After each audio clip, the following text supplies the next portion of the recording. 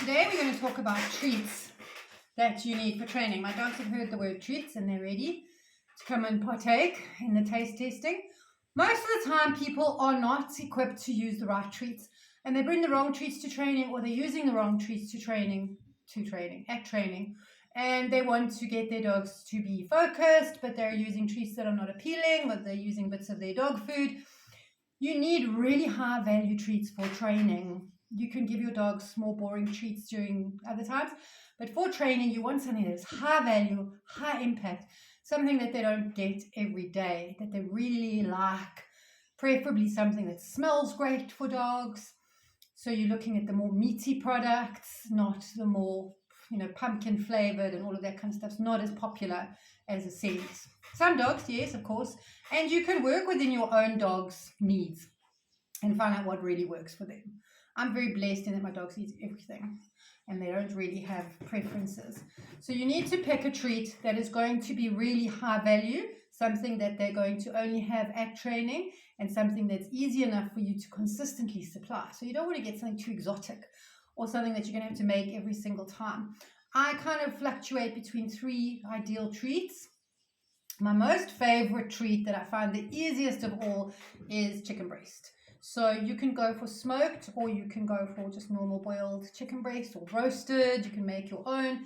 You chop it up. You can have lots of treat bags ready and freeze them, and it's something they really, really enjoy. The only downside with the chicken breast is that it can be a bit slimy sometimes because it's wet. It's not obviously a dry. You can see my fingers are already getting a bit slimed, but you cut them up quite small, and they really, really, really enjoy these treats.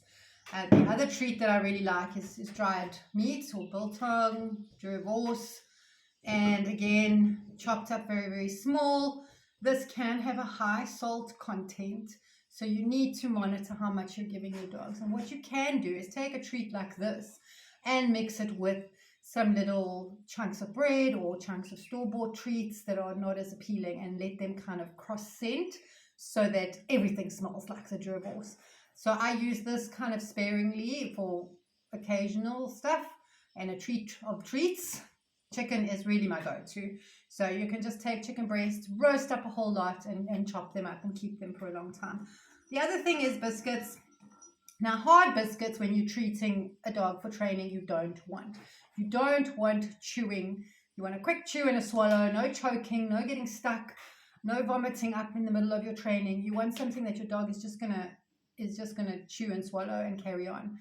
A lot of dogs get very excited when they're training and they literally inhale treats. I'm not a great fan of dry treats. This is dried liver biscuit. You can make a wet liver bread.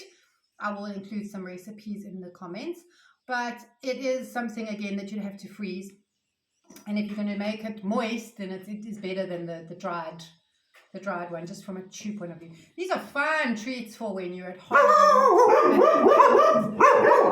Okay.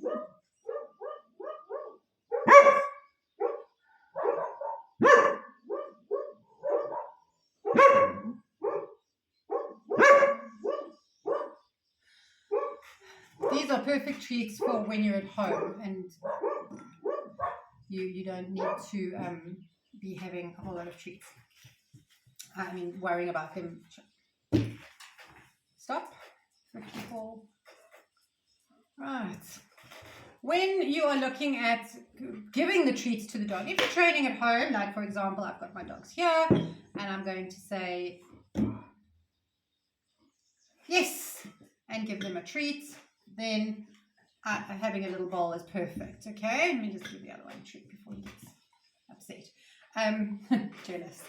Left out, and that's fine. But when you're training your dog on the move, or you're at a training class, you're wanting to have either one of these little training bags that I wear around my waist pretty much all the time. It's just a moon bag. You can get them at most sports stores, wherever you want. They don't have to be fancy. It is just a human moon bag. It's got a couple of pockets, and I use it for training, and other people use it for training the world. But you do get specialized treat bags that you can clip onto your belt and stick your treats in. I do think these are a little small, and I also don't think the the access point is easy enough. Sometimes it's a little bit fiddly to get the treat out, which may just hinder your training flow. So a moon bag is my preferred choice. The other tip that I'd really like to give you is that when you're preparing your treats, do it weekly. Get yourself some little Ziploc bags. Shove your treats in these little bags. These are the smallish ones. They seem to be a really nice size. And you can freeze your treats and have them ready for when you want to train. You can just go grab a bag and you can stick these straight into your moon bag without messing it up and getting food all over everything. And whatever you don't use, you can just seal and chuck back in the fridge. So that is quite a nice way to do it, rather than going for the Tupperware dish or the plastic dish and putting lids on and then bringing it to school. And then you've got nowhere to put it and you're trying to hold it and balance it and get your treats across. The other equipment that you're going to need along with your treats is your voice. Or if you want to do marker training without using your voice and you want to use a clicker, I would recommend that you buy one of these shaped clickers. And these are the Karen Pryor shaped clickers. You can get lots of knockoffs, but I think it is worth buying the original ones. They last longer and they're just better, and it just makes a nice clicking sound. You get a huge variety of clickers. I've used many of them in my own training. I like clicker training. I use it quite a lot. I've moved more to using a marker word over the years. So I use yes. And now I have to just dish out some treats so I don't mess up my doggy's foundation. But I basically use the clicker for when I'm doing specific training or scent work or something where I'm really wanting a little bit more precise behavior for whatever reason, or whatever. It doesn't really matter what you use it for, but I like to use both in combination. My dogs are also clicker trained and they're also clicker programmed, but yes is definitely the word I use more.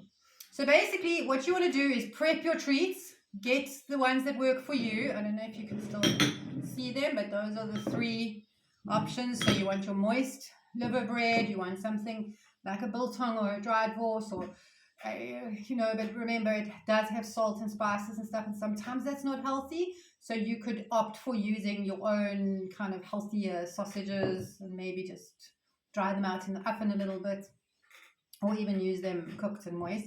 And then my personal favorite is the chicken breast. I find that just so useful. But you could use any meat. But you don't want a crunchy treat. You want an easy to chew treat. You want something that you can prep and freeze or prep and store and have ready for when you want to do your training. And you need your little treat bag and enjoy your training. I hope that you are finding these videos useful. If you want to like and subscribe, I'll be grateful. I know they are not great because I'm still practicing and learning all about making videos and things like that. But it's a way of me getting my information out of there and something that I can easily refer people to go and check up when they've forgotten what I've said in class.